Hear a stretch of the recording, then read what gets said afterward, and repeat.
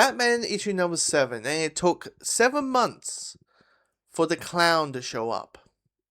Let's be honest, every time there's a new Batman, why when there's a new one of Batman, let's be honest, it's probably all of us are basically saying, okay, how long it's going to take until the Moriarty shows up? How long it's going to take until the big bad shows up? Oh, it took 7 months in this one. Mac Faction took 7 months to have Joker showing up. And here's the thing about this issue. Like, it starts quite... Like, this... It starts like a typical scene or setting that we have seen 1,000 times, where Joker asks for Batman. Like, Joker's in Arkham or in a mental institution, Blackgate, whatever the situation is. And he says, I want to see Batsy. I want to see Bats. And I got something to tell him. And Batman goes to the institution. I mean, hell, Elmo didn't killing Joe, for God's sake. It's a scene that we have seen before, right? But this one feels a little bit different. Like, reading the dialogue, and maybe it's just because I'm seeing this character who's normally the big smiling, long, smooth green hair with the crooked nose and the weird jaw and smiling at a time while murdering people and laughing and doing the voice I just did and all that, but seeing him in a tube and him unable to officially talk. Like, he talks, but through a computer. He's he's probably talking through this mask, helping breathe. I sound like Bane, but, he's talking through this mask. But, but it's getting translated to this computer. Like, text is coming up. Batman's reading text, while this conversation is happening. And what he's saying makes you start believing maybe this is a take that I haven't seen. I mean, sure, maybe White Knight, you may have a argument of that. Maybe in the White Knight story that's kind of being explored. But the concept of Joker not being happy of the person that he was and realizing that he wants to stop being that person. He doesn't, the question of can the Joker be a demon, and if this is what the concept is with this take, which is he's done, being the agent of chaos, the crown, the clown priest of crime, and all that kind of stuff.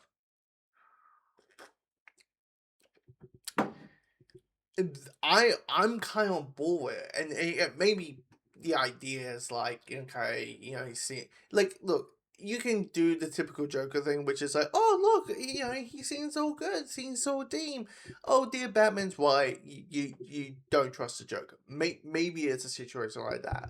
But in the context of this issue, I'm like, and the way he talks about it, and the way he approaches how he talks about all the horrible things he has done, you kind of feel like, yeah, this is a Joker that doesn't want to be a Joker anymore. He wants to be his old self. The psychopathic killer doesn't want to be the psychopathic killer anymore. And it makes you start questioning maybe the Joker can be a redeemed. And if the concept of it, I kind of want to see, like, can Harley forgive him? Can Barbara forgive him? Can Jason forgive him? Can you forgive your, let's say this, your abuser? And then exploring the concept of why does Joker has this assassination with Batman, and why he's like, it's you and no one. Why is it? It's simple. Joker feels alone. And he knows Batman's alone. And of course, Batman's like, I'm not alone because I got, the Robin sword, one just left. But, I got the Robins, I got Selena, I got Barbara, I got the fucking Justice League. Like, I'm not alone. And and Joker's like, yeah, maybe not like externally you're not alone, I mean internally you feel like it.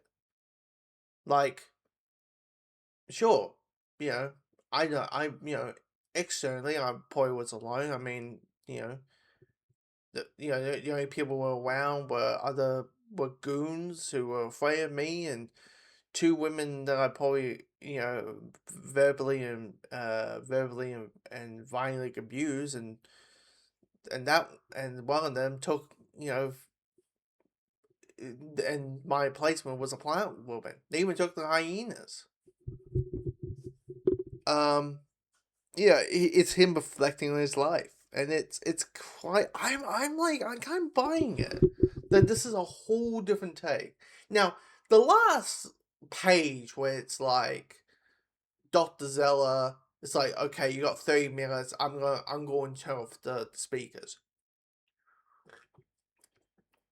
and he says someone's going to kill you, and he's like, Batman's like, look, it's Tuesday, man. Like, everyone's trying to kill me. Everyone's wanting to kill Batman. He's like, no, no, no. And he goes and says, this is very serious. This is a whole different thing. And I kind of like also like adding like one of the smart things probably Snyder did with Death of the Family, because there's Death in the Family. That's a whole different other story. In Death of the Family is revealing the Joker knows everyone. He knows the Bat Family. He knows who Bruce Wayne is. He knows who Batman is. But have this idea of like he never really cared about it. Um, because that's not fun for him. But when he literally says someone's trying to kill you, Bruce, uh, and the shock of it, you kind of feel the way when Joker just says the word Bruce, because it's so not, you know, as I said, the damn dude doesn't care who's behind the mask. He cares about the mask. He's like, I don't care about the Playboy billionaire whole thing outside Joker Wars, but I don't care about the Playboy billionaire thing. I care about the Will You is Batman. So I want to see. I just want to. And if it requires you to be your true self, wearing a mask and be superhero James Bond with mommy and daddy issues, go out, yeah. But but I want to see. I want to see the Will You. Um, so he just says Batman, Batman, Batman. So when he says Bruce, it's like a whole extra punch in the gut. Also, Zella. I feel like Zella's gonna be a big deal. Like, I feel like Dr. Zella is a character who I thought she might be Punchline. Like, secretly Punchline. That, embracing the whole thing of she's not, the whole she's not Harley 2.0, but she's Harley 2.0. I thought maybe for a second that maybe she's secretly Punchline or something. And do something with that character, because let's be honest, Punchline never really took on. I think the reason they never really took on was because people just saw, okay, she's just Harley, and Harley's way over there. Like, and maybe it's a way for people to shut up about the whole thing, because there are people out there who really want Harley to go back with the Joker and her being a villain and all that kind of stuff. Because some people don't like character arcs in comics apparently, or at least in the big tube. So, or main continuity. But yeah, you know what it is? I find this issue intriguing.